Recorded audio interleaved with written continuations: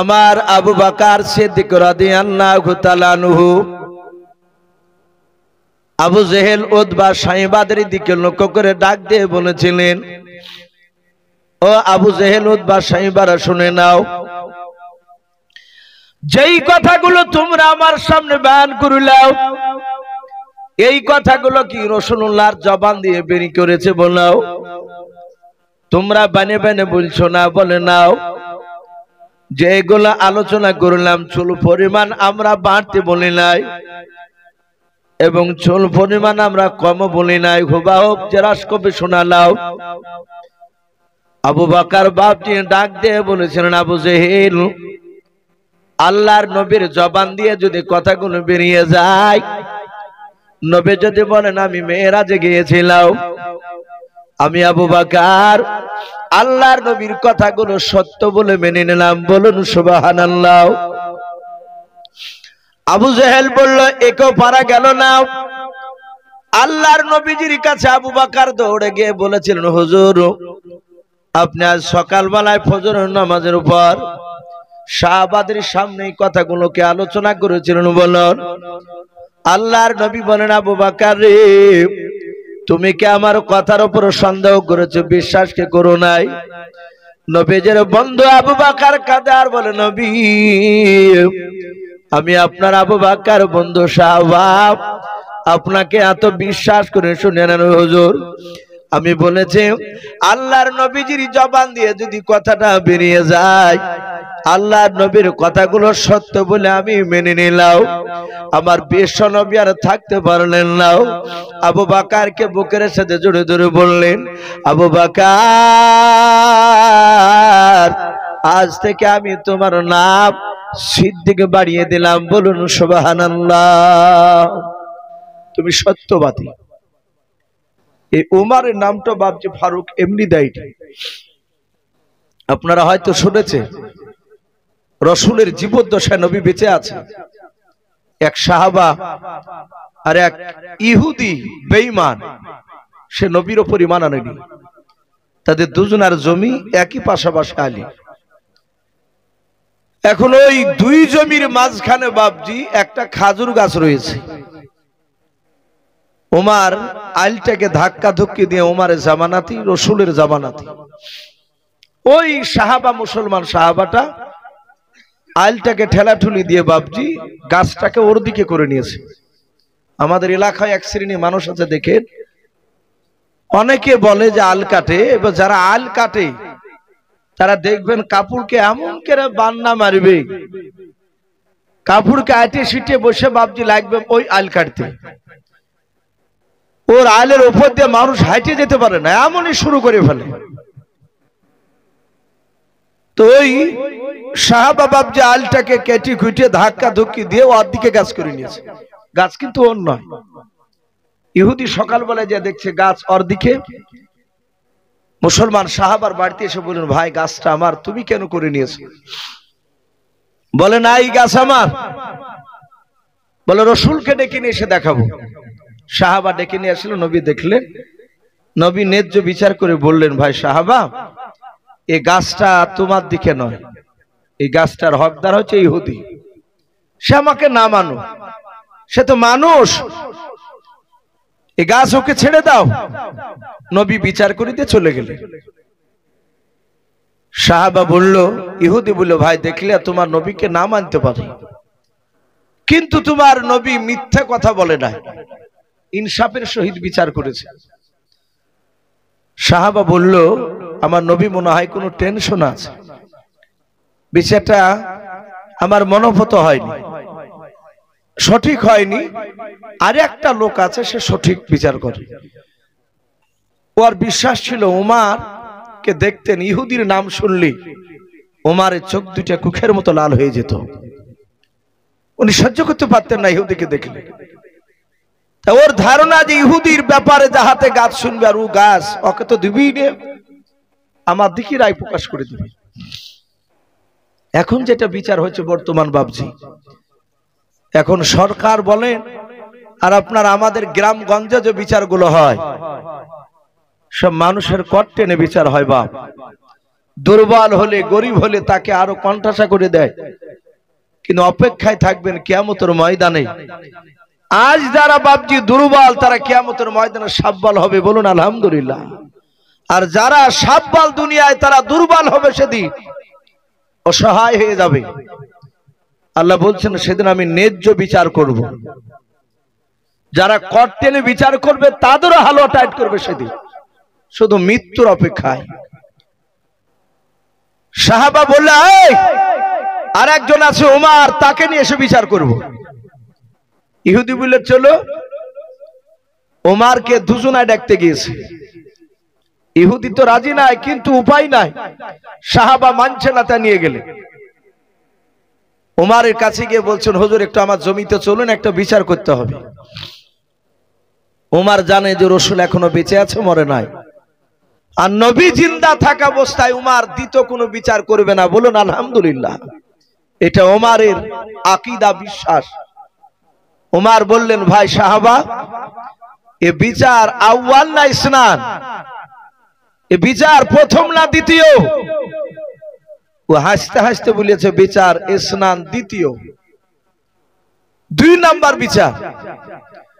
সাহাবা বুঝতে পেরেছে তাহলে রাসূলুল্লাহর বিচারকে অমান্য করে এখানে এসেছে। দ্বিতীয় মানে প্রথম হলে বলতাম যে আমার কাছে না, নবীর কাছে যাও। সাহাবা বলল দাঁড়াও, এ বিচার কে নিয়ে এসেছে? দ্বিতীয় বিচার কে? প্রথম বিচারটা কে মানে নাই? ইহুদি চট করে বলল এই সাহাবাই মানেনি। ওমর বলল ভাই একটু দাঁড়া। দাঁড়িয়েছে ওমর, ঘরের ভিতর থেকে বাপজি উলুঙ্গা তলোয়ার হাতে করে নিয়ে এসে হাঁটে এসছে। আর সাহাবা মুচকে মুচকে হাসছে। খেজুর গাছ নিবি? ইহুদির দিকে তাকাচ্ছে আর হাসছে আর কথা বলছে। উভয় বেশে ইহুদিকে মারবে। সাহাবা একটু দূরে আছে, বললেন ভাই একটু কাছে এসো। যাহাতে কাছে গিয়েছে, উমার একদম হাতের রেঞ্জের বাইরে ছিল, একেবারে সামনে চলে এসেছে ওর ভিতরে। উমার তলোয়ার দিয়ে খ্যাচ করে বাপজি গলাতে চাপিয়ে দিয়ে ওর বডি থেকে আলাদা সাহাবার বাপজি মাথা কেটে দিয়েছে। আর ইহুদি বাপজি দৌড়াচ্ছে, সর্বনাশ, নিজের জাতকে পর্যন্ত ছাড়ে নাই। দৌড়াচ্ছে, বলে ওমর আর খেজুর গাছ আমি নিব না, ওকে দিয়ে দাও। ওমর বলে না ইহুদি, এই দাঁড়াও, এই খেজুর গাছ তোর, তুই খেজুর গাছ তুই দখল করে নেগা। এত বড় স্পর্ধা, বেঈমান, আমার রাসূলের বিচারকে অমান্য করে এখানে এসেছে। বাপজি আমার সোনা লালেরা, সে কিন্তু শুধু কলেমা পড়েছিল সেই ব্যক্তি। আল্লাহ রাসূলের কানে গিয়ে খবরটা গেল যে আপনার উপর একজন কলেমা পড়া লোক, তাকে ওমর জবাই করে দিয়েছে। ঘটনা সব শুনলে গোটা আরব বাপজি তোলপাড় চলছে। আমার রাসূল বলেন ওগো সাহাবারা, আজ থেকে শুনে নাও, ওমরকে শুধু ওমর বলবা নাও, ওমরকে ফারুক বলবা। ওমর আমার হক আর বাতিলের পার্থক্যকারী, বলুন সুবহানাল্লাহ। সেই ওমর ইহুদির হাত দুখানা ধরে বলেছিল ভাই, ওমর বাতিলের কাছে মাথা নত করা বান্দা নয়, কিন্তু পরিস্থিতি আলাদা হয়ে গিয়েছে। আল্লাহর নবী তোমার হাত দুখানা ধরে ক্ষমা চাইতে বলেছে। ওরে ইহুদি ভাই, দয়া করে তুমি আমাকে ক্ষমা করে দাও। ইহুদি বাপনি মাথা ইশারা করে দিল, বলল ক্ষমা করে দিলাও। আল্লাহর নবী জনাবে মুহাম্মদ রাসূলুল্লাহ সাল্লাল্লাহু তাআলা আলাইহি ওয়াসাল্লাম, নবী আমার সোজা বাপ যে আপনার নয়, নবী যে ওমর নয়, ওসমান গনিকে বলে জামাই ওসমান গনি বাড়িতে গিয়ে তুমি 25 কেজি খেজুর নিয়ে এসো। 25 কেজি খেজুর নিয়ে আসলেন। আল্লাহর দরদি নবী আমার 20 কেজি খেজুর ইহুদিকে দিলেন। আল্লাহর নবী ডাক দিয়ে বলেন, ইহুদি ভাই, তোমার গণনার মধ্যে ভুল রয়েছে। আজ 1 2 3 4 করে 10 দিন হতে চলো, 10 দিনও পার হয় নাই রে ভাই। এই নাও 5 টাকার পরিবর্তে 20 কেজি খেজুর তুমি নিয়ে নাও। ইহুদি ব্যাগটা ধরে নিলাও। আল্লাহর নবী জনাবে মুহাম্মদ রাসূলুল্লাহ সাল্লাল্লাহু তাআলা আলাইহি ওয়াসাল্লাম দরুদ নবী আমার 5 কেজি খেজুর হাতে নিয়ে আর উপর ইহুদের হাত ওখানে ধরে বলেছিলেন, ইহুদি ভাই আমার ওমর আবেগে থাকতে না পেরে তোমাকে মেরেছিল রে ভাই, তাই আমি ওমরের হয়ে তোমার কাছে ক্ষমা চাই, দয়া মেহেরবান করে ওমরকে ক্ষমা করে দাও। আর এই তোমার যে আঘাত লেগেছে তার বিনিময়ে তার পরিবার তার 5 কেজি খেজুর দিলাম নাও। ইহুদি বাপটি থাকতে পারলো না। আল্লাহর নবী জনাবে মুহাম্মদ রাসূলুল্লাহ সাল্লাল্লাহু তাআলা আলাইহি ওয়াসাল্লামের বাপজি আকলাক ব্যবহার দেখে বাবা আর থাকতে না পেরে খেজুরগুলো নবীর পায়ে তলে রেখে দিও। নবীর পা দোকানা ধরে বলেছিলেন, নবী গাও আমি আমি অনেক অন্যায় করেছিলাম, আপনার কাছে জেনে শুনে আমি আপনাকে গালিগালাজ করেছিলাম। ও নবীজি আপনাকে পরীক্ষা নেওয়ার জন্য আপনি সত্য নবী না মিথ্যা নবী এটা জানার জন্য নবী গাও দয়া মেহেরবান করে আপনি ক্ষমা করে দেন। আর আপনার কলমা লা ইলাহা ইল্লাল্লাহ একটু গভীর রাত্রে পড়ে নি, লা ইলাহা ইলাহা ইল্লাল্লাহ লা ইলাহা तौहीद का डंका आलम में, तौहीद का डंका आलम में बजा दीवा कमले आला आकाने हक ला इलाहा इल्लल्लाह। भाई लज्जा करें একটু পড়ে নি, লা ইলাহা লা ইলাহা ইল্লাল্লাহু মুহাম্মাদুর রাসূলুল্লাহ সাল্লাল্লাহু তাআলা আলাইহি ওয়াসাল্লাম। বাপজি সেই ইহুদি ঈমান এনেছিলেন। আল্লাহ রাসূলের সাহাবা উমর বলছেন, নবী গো সেই দিনের পর থেকে আর তো কেউ মারতে পারেনি আপনাকে। বলে না উমর, তারপর থেকে আর বেঈমানরা আমাকে তোমার সামনের মারতে পারেনি। বাপজি আমার সোনা লালেরা, এ রাসূল 63 বছর ধরে বাপজি নয় 23 বছর বাপজি উম্মতের জন্য এত কাঁদা কেঁদেছিলেন। আল্লাহ রাসূল এখনো বাপজি রওজাতুল মানওয়ারায় সবুজ গম্বুজের তলে রাসূল এখনো উম্মতি করে কাঁদছেন। বলুন আলহামদুলিল্লাহ। নবী এখনো কাঁদছেন। আমরা হয়তো বাপজি বুঝতে পারি নাই। যারা হাজী সাহেব হজ করতে যায় সবাই নয়।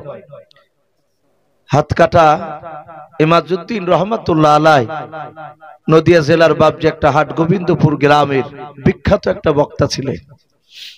তার এই বাম দিকের হাতটা গোড়া থেকে বাপজি ছিল না। সেই সময়কার দামি বক্তা তিনি। বেলডাঙ্গা সুরিলিয়া মাদ্রাসায় প্রতি বছর ওয়াজ করতে আসতেন উনি। তো উনি জালসায় বলছিলেন রাসূলুল্লাহ জিন্দা আছে। আর আমরা হাদিসে পড়েছি, ইন্নাল্লাহা হাররামা মিনাল আজদাসিল আম্বিয়া ফানাবিয়ুন হাইয়ুন ইরজাকুন। যারা নবী রাসূল হয় তাদের জন্য বাপজি মাটিকে আল্লাহ রাব্বুল আলামিন তাদের শরীরকে খাওয়া হারাম করে দিয়েছেন। বলুন সুবহানাল্লাহ। শুধু তাই নয়, ফাহাইয়ুন তারা কবরে জিন্দা, পায়ুরজাকুন এবং তারা কবরের রুজি পর্যন্ত খায়। আল্লাহ রাসূলকে উনি বলছিলেন, আমি হজ করতে গিয়ে, উনি কয়েকবার হজে গিয়েছিলেন, হজ করতে গিয়ে রাসূলুল্লাহকে আমি সালাম দিয়েছি এবং নবীজির সালামের উত্তর আমি কবর থেকে, আমি অপর থেকে, কান থেকে শুনতে পেয়েছি। উনি বলছিলেন এবং কয়েকবার তিনি আল্লাহর উপর কসম খেলেন, আল্লাহি কসম, আল্লাহি কসম বলার পর বললেন যে আমি তার সালাম শুনেছি। রাসূল এখনো কাঁদছেন। বাপ নবী আমার জিন্দা অবস্থাতেও কেঁদেছেন। হাদিস শরীফে এসেছে আল্লাহ রাসূল সাল্লাল্লাহু তাআলা আলাইহি ওয়াসাল্লাম দুনিয়ার বুকে সাহাবাদেরকে নিয়ে বাপজি বক্তব্য দিছিলেন মসজিদ নববীতে। সাহাবারা বলছিলেন, আমাদের দিকে তাকিয়ে থেকে নবী কথা বলছিলেন, আমরা নবীর দিকে তাকিয়ে থেকে কথাগুলো শুনছিলাম। হঠাৎ করে দেখলাম নবী আমাদের দিকে তাকালেন না, নবী আকাশের দিকে এইভাবে উঁচু করে তাকাতে লাগলেন। আমি মাওলানা ইউসুফ যদি আমি অপর দিকে একইভাবে তাকে থেকে আপনারা ভাববেন তো ইউসুফ সাহেব অপর দিকে কি ব্যাপার, কি দেখছে? আর ঠুট যদি লড়াই তাহলে ভাববেন যে কার সাথে কথা বলছে। সাহাবারা বলেন আমরা দেখলাম আল্লাহর নবী আকাশে দেখেছে যেন সালামের উত্তর দিলেন। দরদি নবীকে জানে কেউ যেন সালাম দিল রে বাবা। হাদিস শরীফে পাওয়া যায় আল্লাহর নবী জনাবে মুহাম্মদ রাসূলুল্লাহ সাল্লাল্লাহু তাআলা আলাইহি ওয়াসাল্লামকে সম্রাট জিবরিল আলাইহিস সালাম আল্লাহর নবীজিকে বাপ যে সালাম দিলেন, আসসালামু আলাইকা ইয়া রাসূলুল্লাহ। আল্লাহর নবী যে সালামের উত্তরখানা দিলেন, সাহাবারা বলেন আমরা আকাশের দিকে তাকালাম, কাউকে দেখতে পেলাম না। কারণ বাবা ফেরেশতাকে আমরা দেখতে পাই না পাই, কিন্তু নবী বলেছেন প্রকৃতি যদি বাপজি সাহাবা ওয়ালা আব্বাস রাদিয়াল্লাহু তাআলা আনহুর মতো যদি ঈমান হয়, ফেরেশতাকে মানুষে যে দেখতে পাবে না তা নয়, দেখতে পেতে পারে। কিন্তু সেদিন সাহাবারা বলেন আমরা কেউ কাউকে দেখতে পেলাম না, কিন্তু দেখলাম নবী কার সঙ্গে যেন ঠোঁট লড়ে লড়ে আকাশের দিকে কথা বলছিলেন। দরদি নবী বলেন ভাই জিবরিল তুমি প্রথম আসমান থেকে কেন আমাকে সালাম দিলে বলো? দরদি নবী আমার ডাক দিয়ে বলেন জিবরিল ভাই কেন তুমি সালাম দিলে বলো? বলে নবী গো আপনি আমার ডান হাতের দিকে তাকান। আল্লাহর নবী জিবরিলের ডান হাতের দিকে তাকালেন। দরদি নবী আমার ডাক দিয়ে বলেন জিবরিল ভাই আমি তোমার ডান হাতে আমি তাকালাম, বলুন কি বলতে চাও? জিবরিল আলাইহিস সালাম ডাক দিয়ে বলেন হুজুর ডান হাতে আপনি কি দেখতে পাচ্ছেন? বলে জিবরিল কয়েকটা ঘরের দরজার ছবি দেখতে পাওয়া যায়। জিবরিল বলে হুজুর গনে বলুন কটাও? আল্লাহর নবী তাকে থেকে বললেন 1 2 3 4 করে। বাবা নবী যে বলুন 7টা দরজাও। জিবরিল বলেন হুজুর জান্নাত কটা? বলে জান্নাত হচ্ছে 8টা। জাহান্নাম কটা? বলে জাহান্নাম হচ্ছে 7টা। আল্লাহর দরদি নবী জনাবে মুহাম্মদ রাসূলুল্লাহ সাল্লাল্লাহু তাআলা আলাইহি ওয়াসাল্লাম দরদি নবী বললেন আমি 7টা দরজার ছবি দেখতে পাচ্ছি। জিবরিল বলে হুজুর এই 7টা দরজা আছে জাহান্নামের দরজা। আল্লাহ রাসূল বলেন ওরে জিবরিল ভাই 7টা জাহান্নামের দরজা কেন তুমি আমার কাছে নিয়ে এসেছো বলো? আমাকে কেন দেখাতে এসেছো বলো? বলো হুজুর আমার আল্লাহ পাঠিয়েছে আপনার কাছে। প্রথম দরজা দিয়ে কোন নবীর বেঈমান উম্মতি যাবে জাহান্নামে।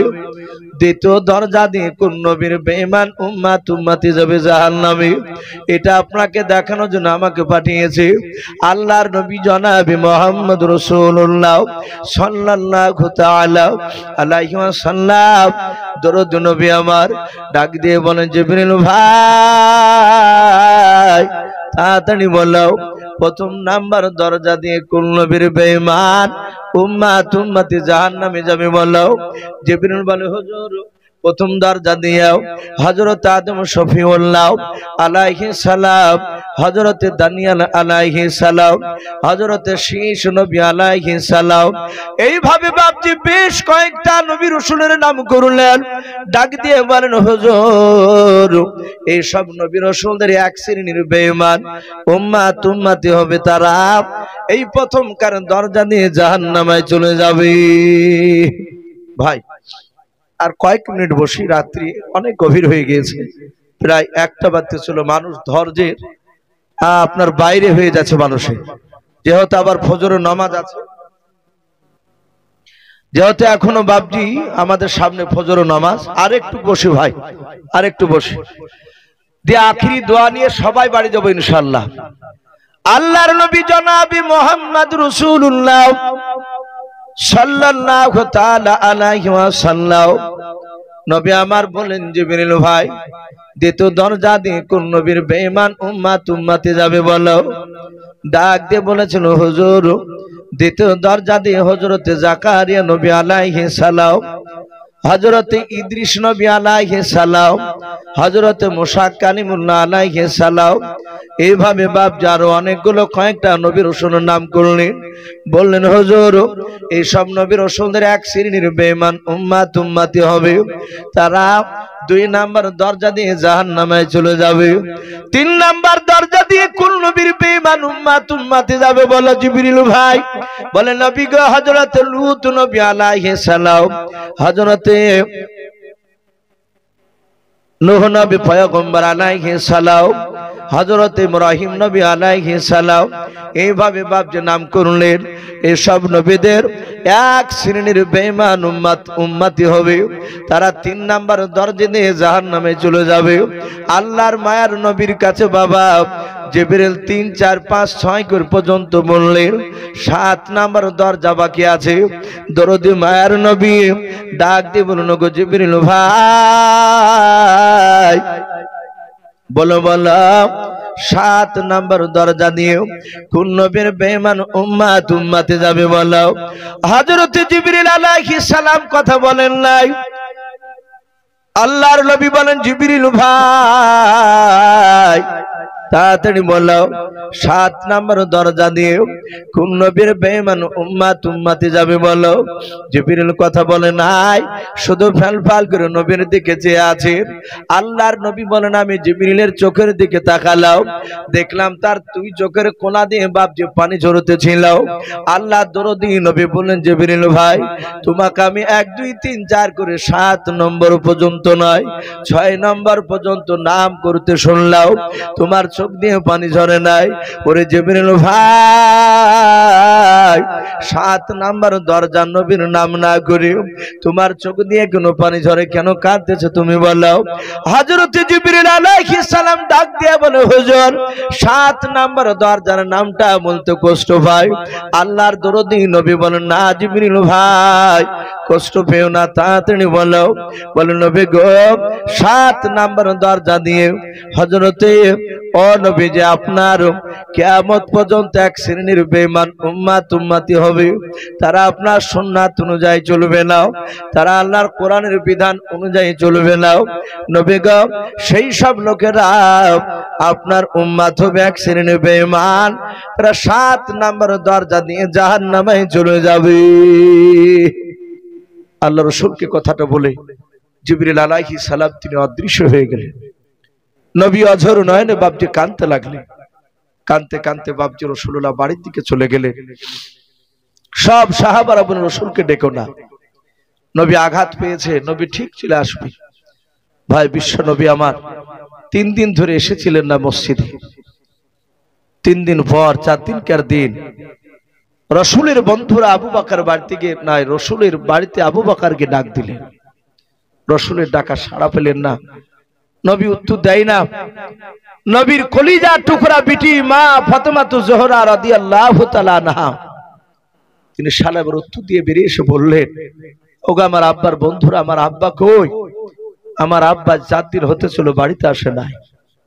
আবু বকর তিনি কাঁদতে লাগলেন, বলে আমার মনে হয় রাসূল আর জিন্দা নাই।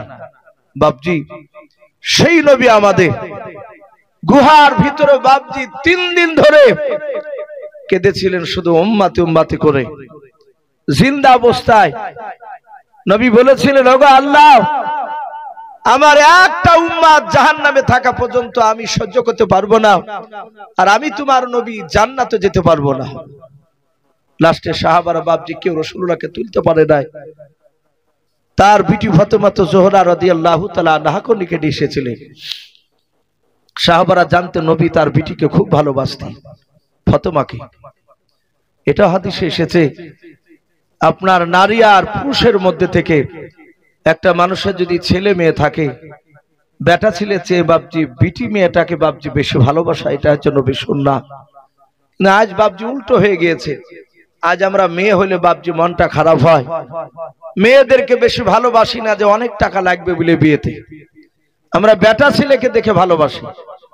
বেটা হলে বাপজি 20 কেজি মিষ্টি বিলায়, আর বিটি হলে বাপজি 1 কেজি মিষ্টি দিতে চাই না লোককে আনন্দ করে। এটা আমাদের চরম বাপজি অন্যায়। রাসূল বিটিদেরকে ভালোবাসতে, আল্লাহ নবী এত ভালোবাসতেন, কিতাবে লিখেছে নবীর 4-4টে বেটা বাপজি ইন্তেকাল করেছিল ছোটবেলায়। নবী একটা বেটার জন্য কাঁদেনি, কিন্তু রাসূলুল্লাহ তার বিটির জন্য বাপজি কেঁদেছিলেন।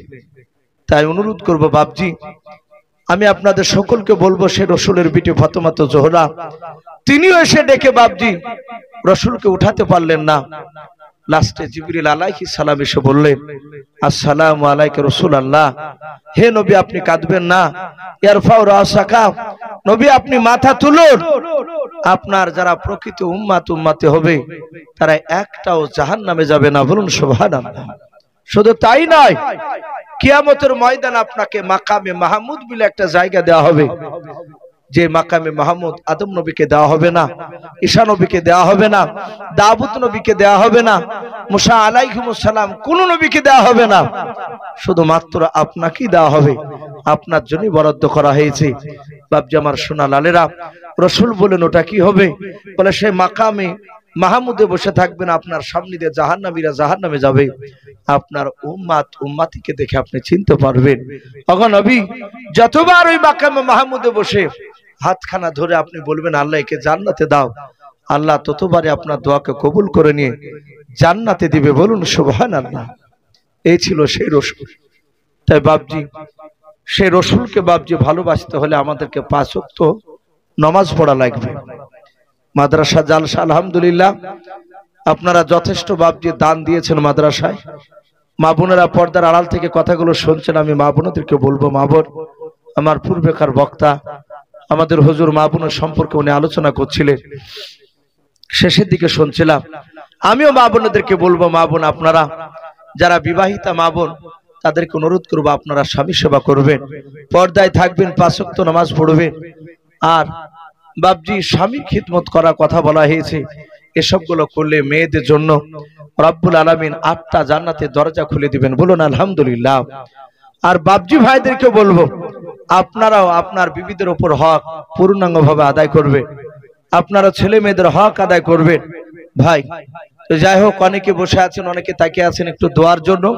বাপজি আমার পূর্বেকার বক্তা বলছিলেন যে ওনার আগেকার বক্তাকে টাকা দিয়েছেন, তাই উনি বললেন ভাই ওনারও হাতে চেয়েছিলেন। আমি অনুরোধ করব ভাই, যেহেতু এটা মাদ্রাসা জালসা, বাপজি আপনার শেষ পর্যন্ত শুধু নয়, ফজর পরও আদায় হয় অনেক মাদ্রাসা। এখন এখানে হয় কি আমি জানি না, এখানে হয় না, হয় আলহামদুলিল্লাহ। ফজর পরও মা বোনদেরকে দেখা যায় তারা মুরগির ডিম পর্যন্ত বাড়ি থেকে নিয়ে এসে দেয়। বাপজি এক্ষুনি দেওয়া হবে ইনশাল্লাহ। যেহেতু আবার রাত্রি কয়েক ঘন্টা ঘুমানোর পর ফজর নামাজের জন্য আমাদেরকে আবার উঠতে হবে, তাই প্রতিটা বাপজি ভাই মা বোনেরা যারা আছেন ভাই, দোয়া করার আগে শেষের বেলায় আমি আপনাদেরকে বলবো ভাই, 2-4টা লোক যদি 100 খান করে টাকা যদি কাছে থাকে, যদি না থাকে একটু যদি বাপজি বলেন যে আমি 100 টাকা দিব, 1 মাস পর কি 1 সপ্তাহ পর ইনশাল্লাহ দোয়া হবে। ভাই শেষের বেলা একটু দেখতে চাই কোন আল্লাহর বান্দা যার শেষ ভালো তার সব ভালো। ভাই 2-1টা লোক 100 টাকা হবে না ভাই, যদি 400 টাকা যদি বাপজি হয়, তাও তো বাপজি আপনার না হলে ছেলেগুলোর বাপজি একদিনকার খাবার তো হবে। জি একটু আসো ভাই, যদি কেউ থাকেন শেষের বেলা, আপনারা যথেষ্ট দানের হাত দিয়েছে, আমার পূর্বেকার বক্তার হাতে অনেক টাকা দিলে, ও বাপজি ভাই মা বোনেরা যদি থাকে কারো কাছে 1-100 টাকা, আমি 2-4 জনের কাছে একটু দেখতে চাই ভাই।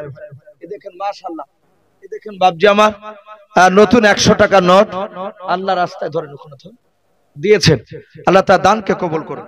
এ দেখেন আরেকজন ভাই, উনি 200 টাকা দান করেছেন, আল্লাহ তার দানকে কবুল করুন। আচ্ছা হাজী সাহেব নাই নাকি? মাশাআল্লাহ। এদিন আরেকজন ভাই আমার 100 টাকা দিয়েছেন, আল্লাহ তার দানকে কবুল করুন, বলুন আল্লাহুম্মা আমিন। ভাই আমরা লজ্জা করব না, 10 টাকা থাকলে ইনশাআল্লাহ দিয়ে যান শেষের বেলায়।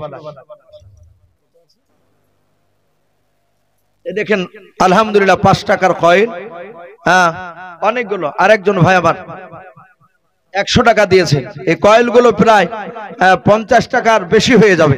আলহামদুলিল্লাহ ওনাদের দানকে আল্লাহ কবুল করুন। আরেকজন বাপজি আমার 100 টাকা দিয়েছে নগদ, আল্লাহ তার দানকে কবুল করুন, বলুন আল্লাহুম্মা আমিন। ভাই হর কত বরকত হয়। এ দেখেন 2-3 জনকে দেখতে গিয়ে আলহামদুলিল্লাহ আমার মনে হয় 1000 কাছাকাছি হয়ে গেছে। এই দেখেন আরেকজন ভাই আমার 500 টাকা দান দিয়েছেন, বলুন মারহাবা। ইনশাআল্লাহ দোয়া হবে ভাই, এখনই দেওয়া হবে। ওগো মা বোন, আপনাদের কাছে আমি দেখতে চাই দুটো একটা মা বোনকে দিতে পারবেন না 50 কিংবা 100 টাকা করে? আমি মা বোনদের কাছে একটু দেখতে চাই। আমি হাজির সাহেবকে বলবো, হাজির সাহেব একটু মা বোনদের কাছে একজনা যদি গেটের মুখখানে দাঁড় করেতেন, কোন মা বোন যদি দুটো একটা দিত, ভাই দোয়া করবে ইনশাআল্লাহ। এই দেখেন আরেকজন বাপজি আমার 100 টাকা, মাশাআল্লাহ। আর একজন ভাই আমার 50 টাকা, আল্লাহ তাদের দানকে কবুল করুন, বলুন মারহাবা। নারে তাকবীর। যে আশাতে যে নিয়াতে মাওলা তোমার বান্দারা কুনিয়াছে দান, দানকে কবুল করো তুমি সুবহান। অগবারি দোয়া করি অগো পাকবারি, মিজানেতে নেকির পাল্লা করে দিও ভারী। আর দোয়া করি মাওলা তাহার জন্নতে সুখে শান্তি রেখো তুমি দুনিয়ার বুকে। আল্লাহুম্মা আমিন। নারে তাকবীর। ভাই আসি ভাই।